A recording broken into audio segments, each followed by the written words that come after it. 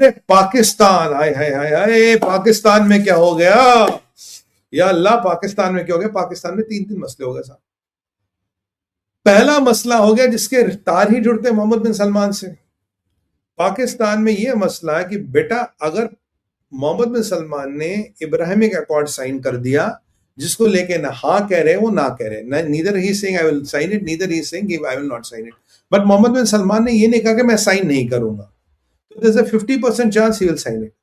अगर Mohammed bin Salman ने Abrahamic accord sign कर लिया, इजराइल को मान लिया, और कई सारे मुस्लिम कंट्रीज ऐसे हैं जो waiting for Mohammed bin Salman to do what he has to, अगर उन्होंने साइन कर दिया तो वो भी साइन कर देंगे।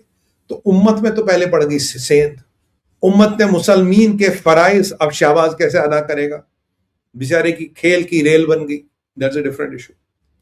अब पाकिस्तान में समस्या ये है, जो कहता है बेटा अगर ट्रंप ने मोहम्मद बिन सलमान को बोल दिया F-35 चाहिए, सिविल न्यूक्लियर डील चाहिए, हूथियों को ठोकना है, ईरान को ठोकना है, ऑयल फील्ड बचाने हैं, गैस फील्ड बचाने हैं, व्यवस्था करनी है, तेल करना, और मेरे भाई मोहम्मद बिन सलमान जितने यहाँ तेरे यहाँ तेल का दुकान बंद है, तेरे कस्टमर मेरे पास आ रहे हैं, तो अगर तुझे ये रोकना तो एक छोटी सी चिड़िया यहाँ मार दे, इसका नाम है इब्राहिमिक अकॉर्ड, इजराइल को अपना भाई बना ले, और इजराइल को कोई आपत्ति ना। वैसे on a very serious note, it is good अगर इब्राहिमिक अकॉर्ड हो जाए, उसमें कोई बुरी बात नहीं, आई सपोर्ट इट फुली। अब क्या हुआ कि मोहम्मद बिन सलमान थोड़ी दुविधा में, मुझे लगता है उनके पास विकल्प नहीं है, मजबूरी है। पाकिस्तान में खबर हो रही है अगर मोहम्मद बिन सलमान ने साइन कर लिया, ट्रंप तुम्हारी कनपट्टी पर रखेगा बंदूक, कहेगा बेटा चलो साइन करो, और अगर बेटा तुमने साइन कर लिया, तुम्हारी तो ऐसी वाट लगेगी, वैसी वाट लगेगी, अच्छा यहूदियों के दलाल, यहूदियों के साथ एग्रीमेंट, यहूदियों की नौकरी, वाह। और ये जिसके लश्कर तैयबा हो, जैश मोहम्मद हो, जैश दल हो, लश्कर जहांगवी हो, हिजबुल मुजाहिदीन हो, यूनाइटेड जिहाद फ्रंट हो, ये जितने भी ऑर्गेनाइजेशन है, इन्होंने क्लियर बोल दिया अगर पाकिस्तान ने किसी भी, जो हाफिज सैयद का डिप्टी बोल चुका, किसी भी सूरत में इजराइल के साथ कोई इल्हाक यानी कि एग्रीमेंट साइन किया, तो ये मुआफिज़े जिहाद होगा, यानी कि फिर हमें जिहाद पाकिस्तान और पाकिस्तान की सेना के खिलाफ करना पड़ेगा। पाकिस्तान की आर्मी में भी इसको लेके डिसग्रांटलमेंट है, नहीं साहब इजरायलियों के साथ नहीं कर सकते। आईएसएफ में, इंटरनेशनल पीस कीपिंग फोर्स में पाकिस्तान क्यों नहीं गया? आर्मी वाले गए नहीं, कह रहा हम नहीं जाएंगे जी। मैंने तो कहा, मैं यहूदियों की गुलामी करने बेच रहा तो मुल्ला मुनीर बेच खाया, तो कह रहा हम नहीं जाते। तो अब यहां तो ये इजराइल वाला मसला इतना बढ़ गया, पाकिस्तान की जान गले में सूखी पड़ी, और सऊदी वैसे नाराज है, कह रहा हम पे होती ने अटैक कर लिया, अमेरिका और इजराइल की जरूरत पड़ी, तुम कहाँ गायब हो गए? कहता जनाब वो इजराइल, वो ईरान साहब, इकोनॉमी नहीं है साहब, हथियार नहीं है साहब, सब F-35 है साहब, तेल डालने का पैसा नहीं है साहब। तो वो सब तो गोलीबाजी तो कर ही रही। एक तो ये मसला, दूसरा मसला साहब बलोचिस्तान का बड़ा इंटरेस्टिंग मसला है। उसमें ये समाचार है कि बलोचिस्तान ने कर दी इंडिपेंडेंस घोषित। बलोचिस्तान ने जब इंडिपेंडेंस घोषित कर दी तो इनके पास विकल्प बचा नहीं कुछ, तो अब सोच रहे थे कि मुल्ला मुनीर जौहर दिखाएगा, घोड़े पे चढ़ के जाएगा और बताएगा अब हम सब बलोचों को देख लेंगे। अब हालत उसकी है कि जब से उसको मौलाना डिजल ने कहा तो फाटा में पैर रख के दिखा दे, वो तो बंकर से बाहर ही नहीं निकलता। एनीवे, तो बलोचिस्तान इनके हाथ से गया। सवाल ये है, जो पाकिस्तान से खबरें आ रही है, बलोचिस्तान में जरदारी की अच्छी पकड़ है। अगर आपने दुरंदर पिक्चर भी देखी, वहां दिखा होगा आपने, जरदारी की पार्टी दिखाई, नवाज की पार्टी दिखाई, इनमें वो क्या था, वो रहमान बलोच के थ्रू दे वर कंट्रोलिंग बलोचिस्तान, और उनके थ्रू, उनके पीछे बलोचिस्तान में कॉन्टैक्ट्स थे। बलोचिस्तान में इनकी अच्छी पकड़ मानी जाती थी। मुल्ला मुनीर ने जरदारी को धमकी दी है, कहता खबरदार बलोचिस्तान बात की तूने। नवाज को धमकी दी, शहबाज को धमकी दी, बिलावल भुट्टो की जबान गायब हो गई। पाकिस्तान का कोई भी पॉलिटिशियन बलोचिस्तान फोन तक नहीं कर सकता, कह रहा जो करेगी आर्मी करेगी। अब आर्मी क्या करेगी? आर्मी को एक ही काम आता। आप जानते हैं कि बलोचिस्तान में सबसे बड़ा कब्रिस्तान है, 5 साल पुराना, और उसमें 24 साल एवरेज मरने वाले की एज है। हमें तो बलोच भाइयों के साथ बड़ी सहानुभूति है, बट क्या करें, ये बलोचिस्तान की आपकी कहानी है। तो बलोचिस्तान को लेके जरदारी को धमकी, जरदारी ने कहा था मेरे कॉन्टैक्ट है, I can settle the issue. उन्होंने कहा आपके कॉन्टैक्ट नहीं, जो करेगी आर्मी करेगी। आर्मी की समस्या है, आर्मी के पास एक कोर है, वो एक कोर बलूचिस्तान इतना बड़ा, यहाँ मरे वहां मरे वहां मरे। और आपको याद होगा जो पाकिस्तान का पार्लियामेंटेरियन था, उसने कहा तुमने तो 30 लोग बलूचिस्तान में मरवा दिए बस शहादत के नाम पे, अपने नंबर कमाने के लिए, वो आरोप ऑलरेडी लगा। तो बलूचिस्तान में पॉलिटिकल मतलब टाइम बॉम्ब बन रहा है। अब देखता कौन पहले फूटता, क्या फूटता। यहां से अमेरिकनियों ने एक और बम फोड़ दिया, कह रहा है यार हमें ईरान से नेगोशिएशन ही नहीं करनी। अगर नेगोशिएशन नहीं करनी तो नेगोशिएटर नहीं चाहिए, नेगोशिएटर नहीं चाहिए तो मुल्ला मुनीर की क्या जरूरत है।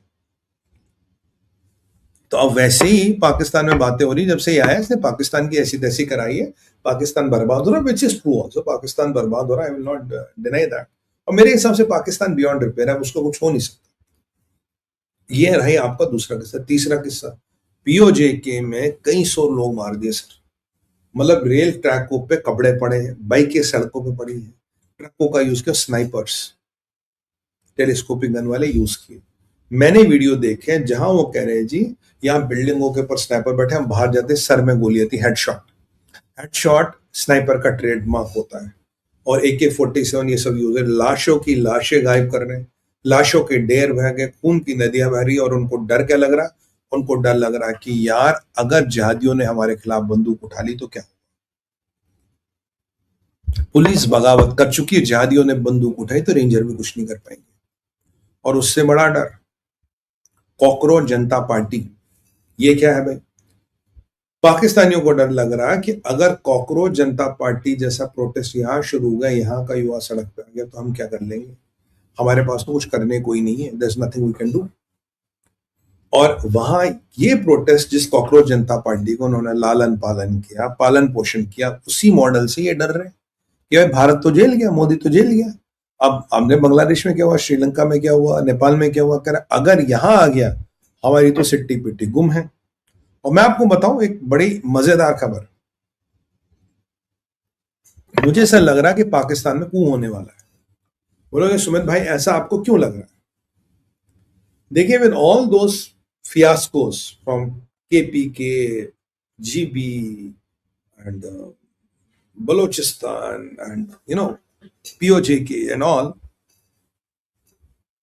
मोहसिन नकवी ये अपने आप को मुल्ला मुनीर का साला बताता है।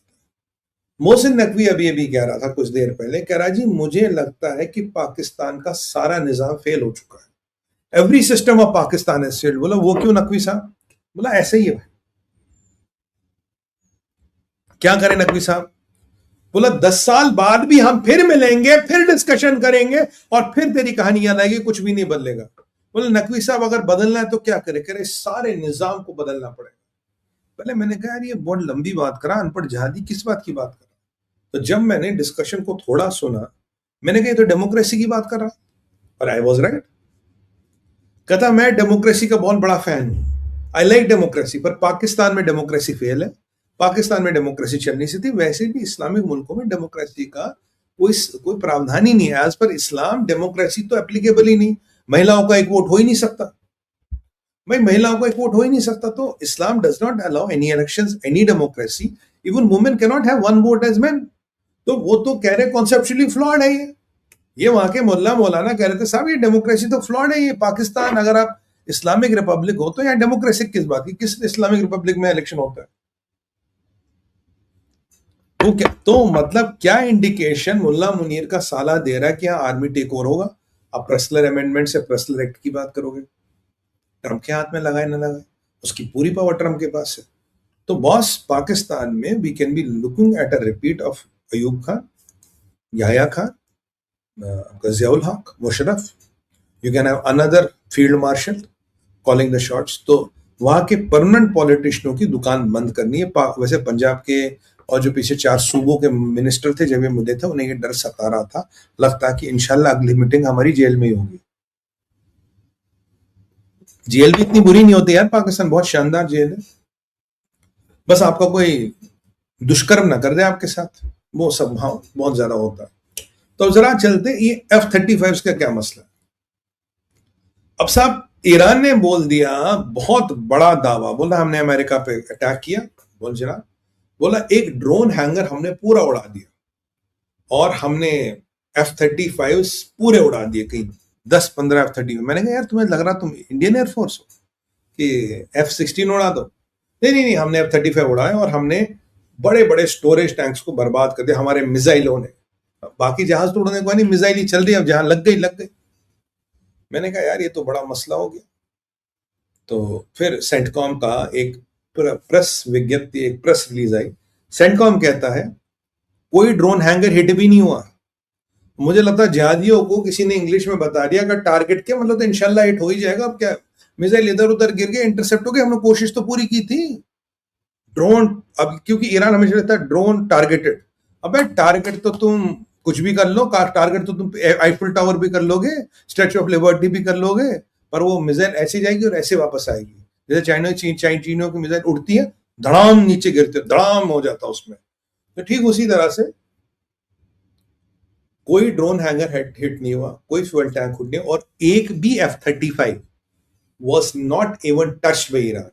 अब ये देखो किस लेवल के झूठे, किस लेवल के जादे नकली वीडियो बना रहे हैं आजकल ये ऐसे।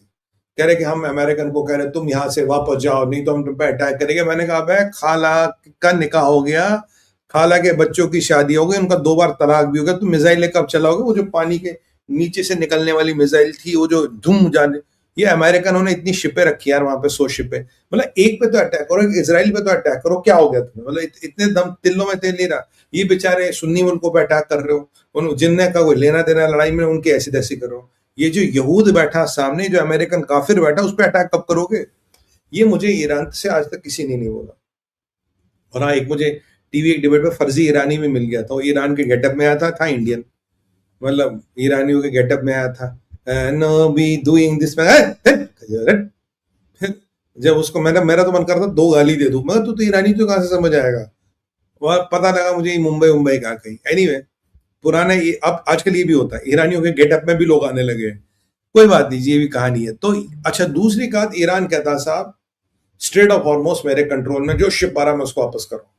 अमेरिका ने अभी भी डाटा रिलीज किया है, 1000 शिप्स को, पहले 800 था, 1000 शिप्स को सेंटकॉम ने स्ट्रेट ऑफ हॉर्मुज़ पार करा दिया। सो 1000 ships have passed with more than 500 million barrels of oil. तो ये जो ईरान का दावा है कि स्ट्रेट ऑफ हॉर्मुज़ पे हमारा कंट्रोल है, हमने बिल्कुल जमा रखा, it's all crap, it's all, आप जानते हैं, क्रैपी, टुकी टुक।